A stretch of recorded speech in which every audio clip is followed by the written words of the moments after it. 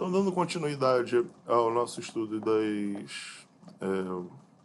das leis da ótica geométrica, vamos ver o que acontece com um raio de luz quando ele muda de meio.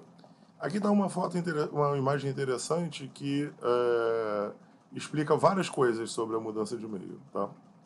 Então, aqui é uma moça, bateu um vento aqui, o chapéu dela voou longe, e tem dois camaradas aqui dentro tomando café dentro dessa cafeteria. Isso daqui é a vitrine da cafeteria. Então, se você for prestar atenção no que está acontecendo, é interessante. Primeiro você vê que a moça consegue enxergar os camaradas dentro da cafeteria tomando café, mas também consegue ver o reflexo do chapéu dela, né? Você vê que está um pouquinho mais enfraquecido aqui. Por quê? O que acontece... E os camaradas que estão aqui dentro também conseguem ver o chapéu. Por quê? O que está acontecendo? A luz que veio do sol, ou da lâmpada, ou seja lá o que for, bateu nesse chapéu, ela se propaga em direção aqui à vitrine. Quando bate no vidro, toda a luz é dividida. Parte dela se reflete, e isso forma no olho da moça a imagem que para ela é como se o chapéu tivesse aqui do outro lado, né? Porque ela interpreta como se estivesse vindo em linha reta, ela não interpreta esse reflexo. É óbvio que na prática ela sabe que é reflexo, mas o olho dela enxerga um chapéuzinho mais claro aqui, né? Por que mais claro? Porque foi só parte da luz que fez esse reflexo. Outra parte conseguiu passar direto pelo vidro e vai bater lá no olho do moço. Tá? Na verdade, a maior parte, nesse caso, vai bater no olho do moço. Dependendo do ângulo, pode ser a maior parte ou a menor parte, dependendo. E a gente vai estudar a razão para isso. Tá? Então, parte da onda é refletida, parte da onda é refratada. Isso é sempre verdade numa mudança de meio. No caso de uma mudança de meio em que você está indo para um meio metálico, a gente já viu, o metal não permite luz no seu interior, não permite campos elétricos. Então a parte refratada se zera e toda a luz é refletida. Isso é o que empresta a aparência brilhosa aos metais. Nesse caso específico de reflexão, você tem duas classes de reflexão, tá? Reflexão especular é o que acontece num espelho, de fato, ou num metal muito polido. O que acontece nesse caso é que a luz que incide, ela é refletida, mas é refletida conservando esse ângulo relativo aqui. Uma forma que a gente tem de descrever isso é dizer que, traçando uma reta normal à superfície, o ângulo de entrada é igual ao ângulo de saída. Isso é a lei da reflexão. Então, essa lei da reflexão seria a segunda lei da ótica geométrica. Ela é seguida sempre durante a reflexão. No caso da reflexão ser por uma superfície bem retinha, todos os raios que entraram paralelos vão sair paralelos entre si. A reflexão difusa também segue a lei da reflexão. O problema é que quando a superfície não é polida, ela é rugosa, um raio vai bater aqui num ponto em que a normal está numa certa direção e vai seguir a lei da reflexão normal. Mas o próximo raio bateu numa região em que a normal está apontando em outra direção. E aí saiu com outro ângulo. E outra direção, outro ângulo. Então, quando você faz o polimento de um metal, você está regularizando essa superfície para que aconteça essa reflexão especular e não essa reflexão difusa. Tá? Quando você tem, por exemplo, vidro, você tem uma boa reflexão especular, porque com frequência os vidros são feitos para serem bem lisinhos. Né? Já quando você pega um metal qualquer, em geral quando ele é bruto, ele brilha, ele reflete luz em todas as direções, mas você não consegue ver a sua própria imagem. Já conforme vai ficando mais liso, como por exemplo numa colher, você começa a ver a sua própria imagem.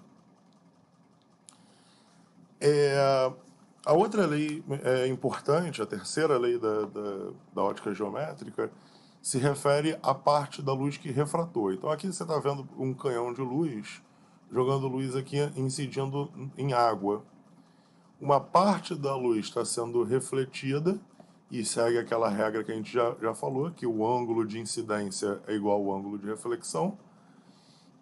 A gente pode chamar isso aqui de θ incidência e θ reflexão. Então os dois são iguais entre si. E uma parte vai entrar no material. Quando ela entrar no material, e a gente vai entender um pouco o porquê disso em breve, a direção aqui das frentes de onda muda. A separação entre frentes de onda também muda. A separação entre frentes de onda, lembrando, é o comprimento de onda.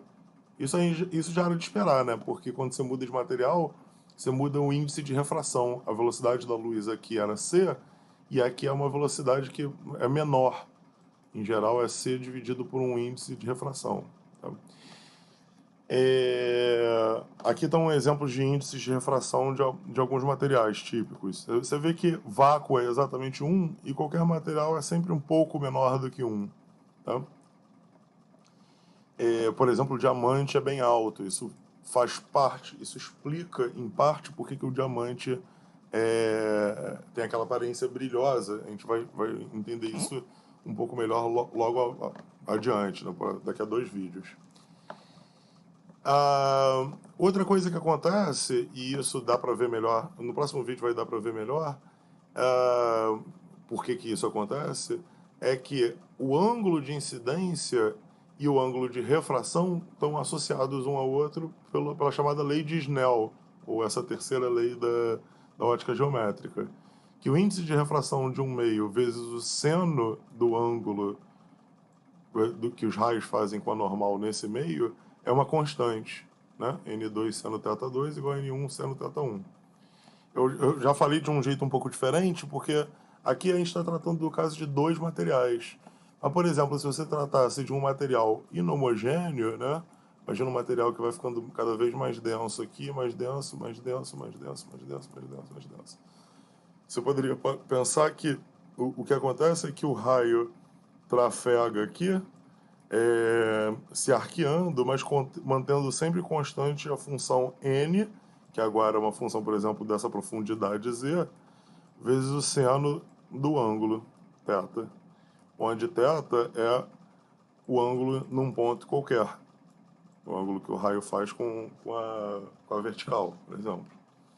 Então, aqui a gente já está vendo uma versão mais moderna, mais completa dessa lei de Snell aqui, que é uma lei que vocês estudaram no ensino médio, no geral.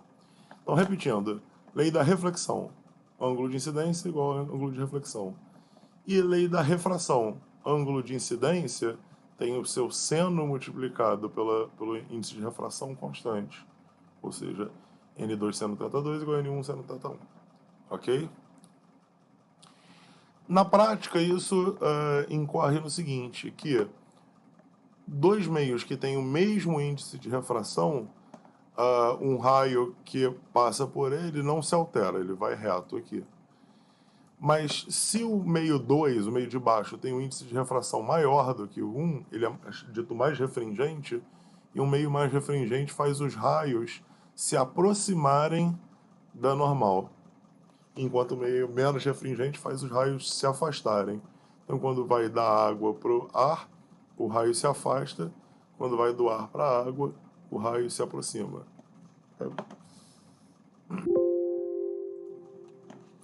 Então tá bom, vamos ver agora um pouco mais das propriedades das ondas refratadas.